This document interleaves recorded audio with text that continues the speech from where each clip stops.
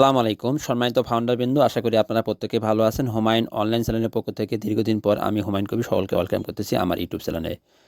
কর্মব্যস্ততা এবং অসুস্থ থাকার কারণে দীর্ঘদিন ধরে ভিডিও মেক করতে পারি নাই। তবে সাম্প্রতিক সময়ে একটি বিষয় নিয়ে খুব বিভ্রান্ত তৈরি হচ্ছে। বিভিন্নভাবে বিভিন্ন ব্যক্তি এই বিভ্রান্ত তৈরি করতেছে।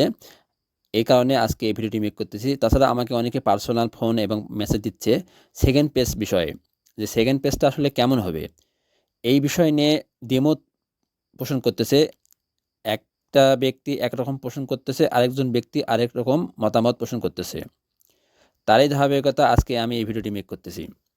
দেখুন, সেকেন্ড ফেজ বলতে একদল মতামত দিচ্ছে যে আমরা অন প্যাসিভকে চেঞ্জ পাবো, মানে অন প্যাসিভ যেখানে যেভাবে করে আছে এভাবে করে থাকবে। পাশাপাশি মিস্টার অ্যাশ মোফারে স্যার একটি অন্য প্ল্যান পরিকল্পনা করে একটি অন্য সিস্টেম দিয়ে মাধ্যমে আমাদের ফাউন্ডারদেরকে ইনকাম দিবে, এরকম একটি সিস্টেম লঞ্চ করে যাচ্ছে। এটা এক দলের মতামত। আরেক দল বলতেছে না, কোনো কিছু চেঞ্জ হবে না, অন প্যাসিভের জায়গায় থাকবে, সব কিছু ঠিক থাকবে। জাস্ট কোম্পানির যে প্রোডাক্টগুলো আছে সেই প্রোডাক্টগুলো যে ফিচার, প্রোডাক্টগুলো যে কোডিং ল্যাঙ্গুয়েজ, প্রোডাক্টের যে মডেল ডিজাইন, এগুলো শুধু চেঞ্জ হবে। তাছাড়া অন প্যাসিভ যেহেতু ওয়ার্ল্ডের ব্র্যান্ড এবং সেই প্রোডাক্টগুলো যেহেতু এখন ব্র্যান্ডিং হয়ে গেছে, একটা দারুণ প্রচার প্রচারণা হয়ে গেছে, সো সেখান থেকে কোম্পানি কোনো কিছু চেঞ্জ হবে না। জাস্ট সিস্টেমগত কিছু চেঞ্জ হবে, পদ্ধতিগত কিছু চেঞ্জ হতে পারে, প্রোডাক্টের কিছু ফিচার চেঞ্জ হতে পারে, ডিজাইন চেঞ্জ হতে পারে, বাট অন্য কোনো বিকল্প পদ্ধতির মাধ্যমে আমাদেরকে ফাউন্ডার থেকে ইনকাম দিবে এ ধরনের প্ল্যান পরিকল্পনা মিস্টার অ্যাশ মোফারে করতেছে না।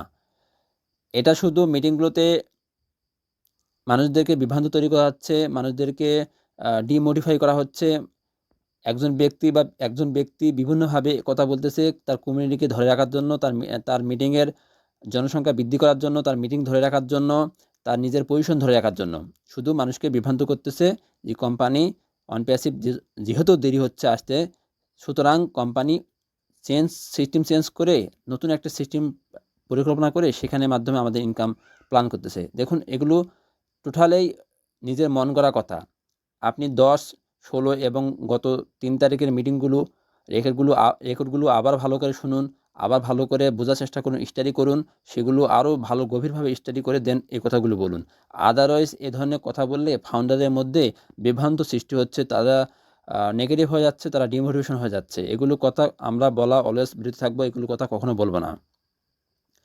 তবে সামারাইজ যে কথাটা সেটা হচ্ছে যে কোম্পানি এই মুহূর্তে যে নানা বাধা বিপত্তি সেগুলোকে ওভারকাম করে কোম্পানি এই মুহূর্তে দারুণ একটা অবস্থায় আছে।